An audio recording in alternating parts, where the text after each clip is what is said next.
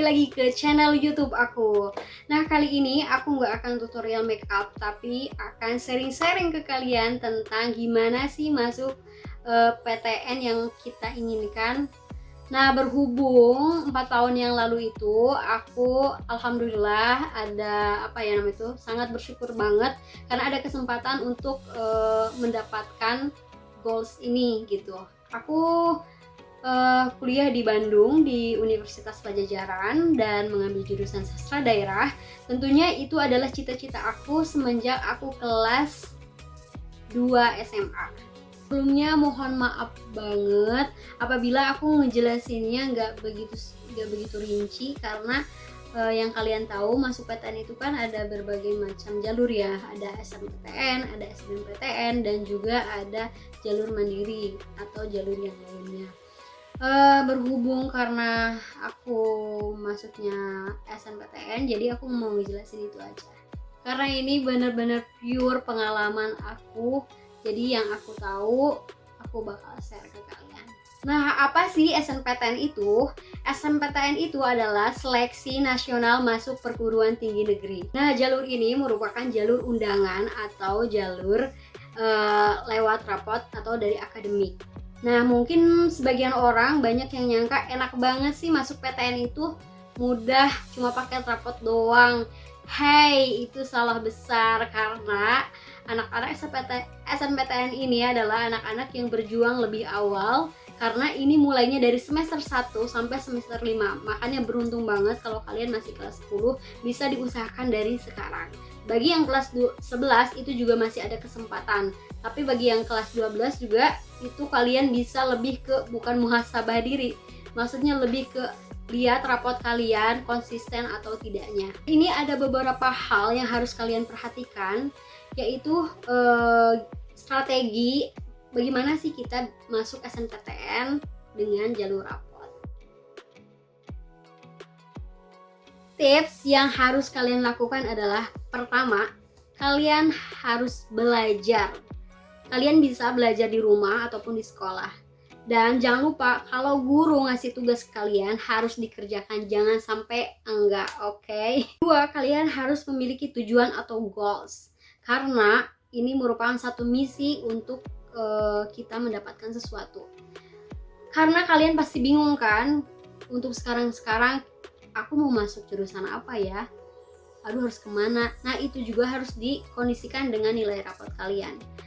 Dan atau kalian bisa sharing, curhat ke guru BK kalian karena kalian juga harus melihat peluang, kalian juga harus tahu potensi diri, saya kira-kira masuk atau enggak ke jurusan ini karena kalau kita mau masuk SNMPTN itu ada strateginya. Jangan sampai kita pemilihannya terlalu tinggi tapi kemampuan kita masih segini. Aku sih bukan untuk mematahkan, tapi kalian juga harus memikirkan secara realistis, tapi tetap kalian harus optimis. Dan kalian juga harus tahu tujuannya, kalian mau cari jurusan atau mau cari kampusnya. Kalau misalkan kalian mementingkan kampus, kalian berarti harus mengatur-ngatur cari peluang. Tapi kalau misalkan kalian mau cari jurusannya yang sesuai, berarti kalian harus benar-benar belajar dari awal. Belajar dengan sungguh-sungguh. Misalkan kalian pengen di jurusan matematika atau apa, berarti kalian harus bagusin di nilai matematikanya. Siapa tahu kalau misalkan kalian tidak masuk di jalur SNMPTN, kalian bisa nyoba di SBMPTN. Yang ketiga, kalian harus memperhatikan passing grade dari setiap kampus atau dari setiap jurusan. Karena di setiap jurusan itu passing grade-nya tuh beda-beda. Kalau misalkan passing grade tuh kayak gini, 1/4000 atau 1/40. 1/40 misalkan dari 40 tersebut kalian harus merebut satu bangku untuk kalian dari 40 orang. Dan selanjutnya kalian harus memperhatikan dan menggarisbawahi bagi siswa pindahan itu, kalau nggak salah itu nggak bisa ikut jalur SNMPTN karena kalian harus membayangkan, kalian harus tahu untuk 5 tahun yang sebelumnya itu bisa mengikuti semua SNMPTN. 5 atau 6 tahun yang lalu itu semuanya bisa mengikuti SNMPTN. Tapi sekarang itu ditentukan dengan pemeringkatan di setiap sekolah. Misalkan dari setiap sekolah yang akreditasinya A itu mendapatkan 40% dan akreditasi B itu mendapatkan 25% dan akreditasi C dan lainnya itu cuma dapat 5%. Bayangin aja sebelum kalian bersaing dengan sekolah-sekolah lain, kalian bersaing dulu tuh sama teman-teman kalian di kelas. Biasanya sih itu ditentukan dari peringkat kalian, misalkan dari 10 besar atau 15 besar, lebih ini 10 besar kali ya. Oh iya, lupa tadi kepotong, secara garis besar yang siswa pindahan itu tidak bisa mengikuti ikut masuk jalur SNPTN. Kenapa? Karena mungkin ada beberapa problem. Kebanyakan kan anak yang pindahan itu selalu ada problem, makanya sekolah-sekolah atau pendidikan tidak menerima itu. Jadi kalau kalian misalkan pengen masuk kuliah jalur SNPTN, lebih baik jangan pindah-pindahan ya. Selanjutnya yang harus diperhatikan adalah nilai rapot kalian yang harus konsisten, karena itu sangat-sangat menentukan sekali bagi kalian. Sebenarnya sih kalau dinilai rapot aku juga nggak begitu signifikan langsung anjlok naik terus, tapi ada turunnya, cuman itu 1 atau 2 dan itu tidak menghambat. Dan ada faktor lainnya yang bisa jadi penentu kalian masuk atau tidaknya ke universitas yang kalian inginkan.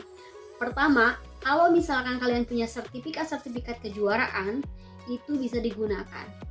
Kedua, kalau misalkan kalian pengen ke universitas Unpad misalkan, masuk kedokteran, dan di situ ada alumni, itu jadi penentu juga, bisa kemungkinan kalian bisa masuk.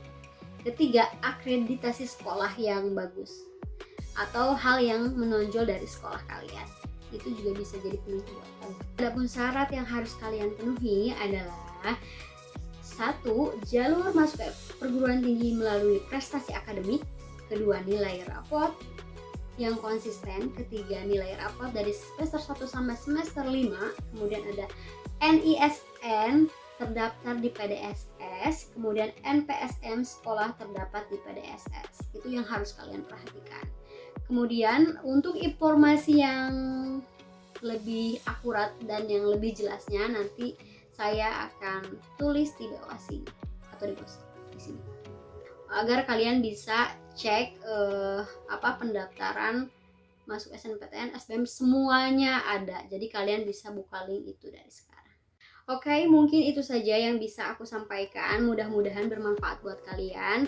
Dan bagi kalian yang sekarang berjuang, kuatin doanya, kuatin belajarnya. Pokoknya yang terbaik buat kalian. Mudah-mudahan kalian bisa mencapai semua cita-cita kalian.